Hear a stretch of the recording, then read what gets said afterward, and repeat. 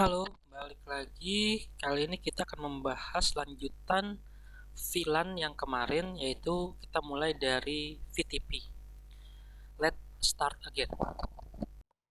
Yang ketiga, ini yang paling penting, yaitu revision dan domain. Supaya VTP server bisa mengupdate klien, itu mereka harus satu domain yang sama. Kalau enggak, ya nggak update. Nah, revisi ini yang penting sekaligus berbahaya. Klien memang tidak bisa update diri dia sendiri. Tapi kalau kita punya switch bekas, di sini switch used. Nah, si server punya revisi 99, sedangkan switch yang bekas ini kita pasang ke switch lantai 3, kita setting sebagai klien, cuman revisinya itu 130, maka si server akan mengupdate dirinya sendiri, bukan jadi 99, tapi dia ngikutin klien yang 130.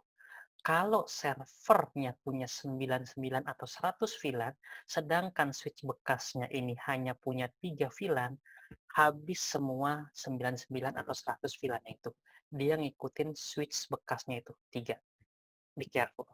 Nah, revisi ini dihilangkan kalau kita sudah pakai VTP version 3.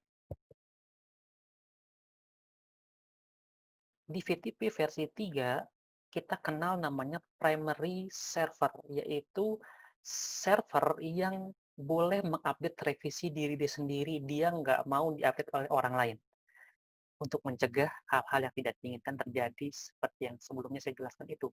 Sedangkan di versi 2, domainnya tidak perlu sama. Kalau versi 1 harus sama. Ada. Kalau kita punya data center.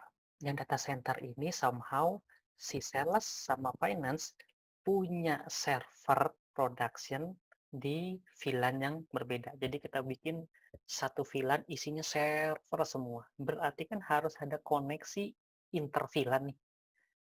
Nah, solusinya gimana? Solusi pertama adalah kita harus tahu dulu konsepnya. Setiap VLAN ini punya switch sendiri-sendiri, punya LAN sendiri-sendiri yang terpisah satu sama lain. Contoh seperti ini, sales, finance, sama data center punya switch sendiri. Hanya saja secara fisik mereka satu switch yang sama. Tapi secara logikal kita bisa tahu bahwa mereka semua beda ya switchnya. Nah, supaya kita bisa menghubungkan dua VLAN yang berbeda ini, caranya adalah dengan, jadi kita harus punya alat yang bertindak sebagai gateway atau router atau modem. Idealnya adalah seperti di sini ada masalah nggak? Ada, yaitu kalau kita punya 3 VLAN. Kalau VLAN-nya 1000, kalau VLAN 100 lah paling minimum. Masa iya routernya harus sediain beberapa kabel? Nah, berarti apa yang kita perlu setting? Ya, betul sekali. Kita harus setting trunking. Gimana caranya? Kita bikin si router pasang satu port ke switch physicalnya. Cuma port yang ke arah router ini kita setting trunk supaya bisa connect ke router dengan VLAN yang berbeda-beda. Nah, di router kita bikin virtualisasi layer 1. Kalau ini kan virtualisasi layer 2. Maksudnya virtualisasi layer 1 gimana? Secara fisik dia memang satu port, tapi secara virtual banyak port yang terhubung ke masing-masing VLAN. Seperti ini. Semuanya dalam satu virtualisasi, dalam satu physical interface. Teknologi ini disebut dengan router on stick. Jeleknya dari desain seperti ini adalah kalau routernya mati, berarti mau server, mau ke finance, mau ke data center itu tidak bisa saling terhubung satu sama lain. Solusinya gimana? Kita bisa pakai yang namanya multi-layer switch. Jadi kita bikin satu multi-layer switch, kita punya sales, kita punya finance, kita punya data center. Nah, di multi-layer switch ini harus diaktifkan IP routing. Yang kedua harus diaktifkan yang namanya switch virtual interface. Interface VLAN 10, IP-nya berapa, interface VLAN 20, IP-nya berapa, interface VLAN 30, anggaplah data center, IP-nya berapa. Nah, IP ini yang akan menjadi gateway-nya masing-masing server. Jadi, data center akan menganggap SVI alias Switch Virtual Interface-nya itu adalah gateway.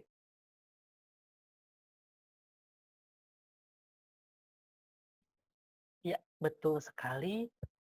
Makanya kita perlu konfigurasi firewall di multi-layer switch ini, konfigurasi firewall atau access list di router ini. Mana saja IP dari data center, finance, dan lain-lain yang bisa connect satu sama lain. Tapi yang paling penting adalah broadcast-nya dari layer 2 itu terpisah. Kalau si sales punya broadcast storm ya yang bikin lemot jaringan, finance sama data center tidak akan terganggu. Intinya itu sebenarnya.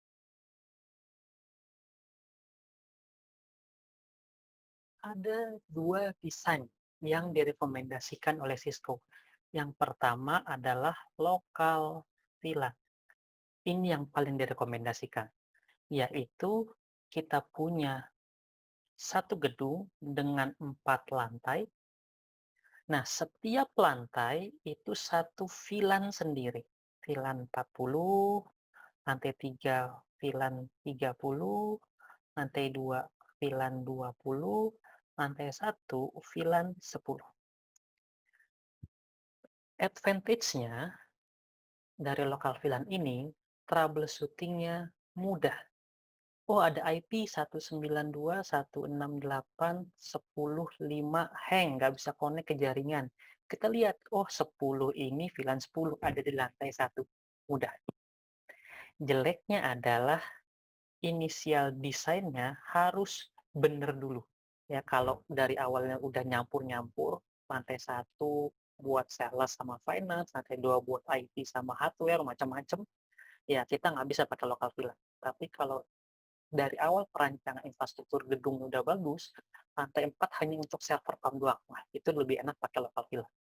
Ingat, dalam dunia jaringan, kita harus pakai konsep KISS. Keep it simple and stupid. Kalau ada trouble, jangan sampai ente yang kena tembak. Yang kedua adalah end-to-end VLAN. Kita punya 4 lantai misalkan. Nah, 4 lantai ini bisa jadi beberapa VLAN. Ada VLAN 10, ada VLAN 20, ada VLAN 20, ada VLAN 30, dan sebagainya. Bagusnya dari end-to-end VLAN adalah secara geografik bisa di mana aja. Ini yang dipakai di VPN layer 2. Kita bisa saja ada VLAN 10 di main office. Kita ngomong ke ISP, ya. VLAN 10 ini bisa connect ke VLAN 10 yang ada di range. Geographically everywhere. Bisa di mana aja. Jeleknya apa? Troubleshooting-nya susah. Tapi ya tadi, biasanya end-to-end VLAN dipakai kalau memang sudah dari awalnya sudah nyampur-nyampur gitu. Jadi dari segi desain memang belum terlalu diperhatikan, ya udah pakai end to end VLAN. Tapi kalau kita punya gedung baru, merencanakan bridge baru, bikin tower baru, bikin gedung baru, usahakan pakai lokal VLAN. Nah, ini mainannya di DCI, Data Center Interconnect. Jadi, yang namanya VLAN itu besarnya 12 bit.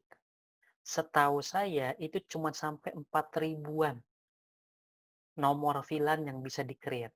Kalau kita jadi data center atau service provider yang setiap kliennya connect ke data center kita atau ke cloud kita, yang setiap servernya punya VLAN sendiri-sendiri, kayaknya 4.000 VLAN kurang.